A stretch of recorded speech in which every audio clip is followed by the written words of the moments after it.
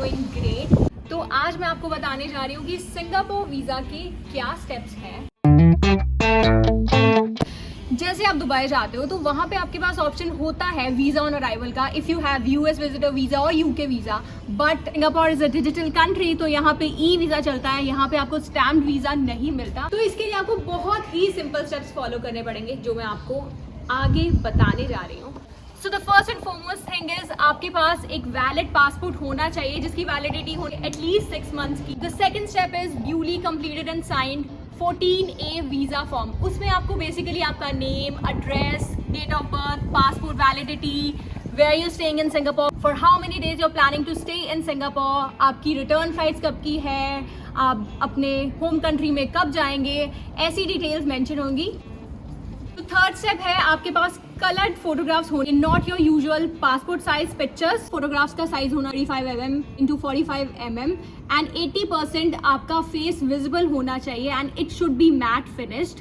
और नेक्स्ट है आपके पास अकोमोडेशन प्रूफ होना है। If you are staying in hotel, आपके पास उस होटल का बुकिंग कराई है वो प्रूफ होना चाहिए, और you are staying at your relatives place, उनका address. Next is your return flights, आपके पास आने की और जाने की दोनों फ्लाइट्स बुक्ड होनी चाहिए। नेक्स्ट है आपके पास आपकी बैंक स्टेटमेंट हो एटलीस्ट 6 मंथ्स की, duly sign and attested by the bank, and उसमें बैलेंस होना चाहिए एटलीस्ट 1 लाख। वेल 1 लाख से कम वालों का भी चल जाता है क्योंकि मैंने अपने सामने 20-20 हज़ार वालों के देखे हैं वीज़ा लगते हुए, so I don't think that should be a problem. But on safer side आपके पास 1 लाख बैलेंस जरूर होना चाहिए। जो है वो बहुत इंपॉर्टेंट है, आपके पास आप इनकम प्रूफ होना चाहिए। For example if I am salaried employed, मेरे पास मेरी सैलरी स्लिप्स होनी चाहिए। अगर आप अपना बिजनेस करते हो उसका प्रूफ होना चाहिए, एंड अगर आप हॉलीडेज ले रहे हो तो आपके पास आपकी लीव लेटर होनी चाहिए आपके एम्प्लॉयर से। लास्ट है आपके पास आपका एक कवर लेटर होना चाहिए जिसमें स्पेसिफिक मेंशन किया होना चाहिए कि आप सिंगापुर क्यों जा रहे हैं, लाइक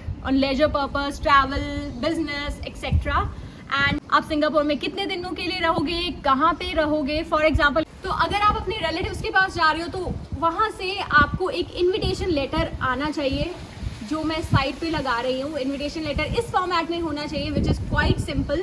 एक और इम्पॉर्टेंट चीज़ है, अगर मेरे पास वीज़ा है 1 महीने का, 15 दिन का या 2 महीने का, पर मुझे 1 महीने में कंट्री एग्जिट करनी पड़ेगी। फॉर एग्जाम्पल मैं थाईलैंड चली जाऊँगी या वहाँ से दोबारा आ जाऊँगी अपनी होम कंट्री से।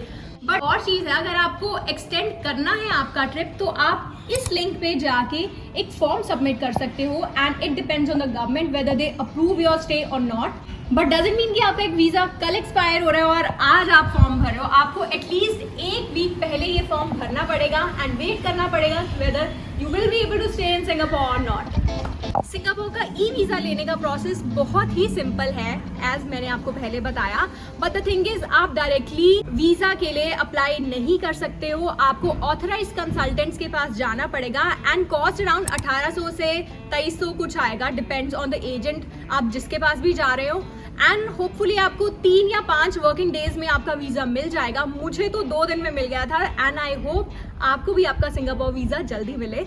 अगर आपको कोई भी क्वेरी हुई सिंगापुर रिलेटेड वीज़ा की, please don't hesitate to DM me on Instagram, या तो आप कमेंट सेक्शन में अपना क्वेरी छोड़ सकते हैं। I hope this video helps. अगर आपकी वीडियो अच्छी लगी हो तो please don't forget to like, share and subscribe to my channel. Till then, good bye.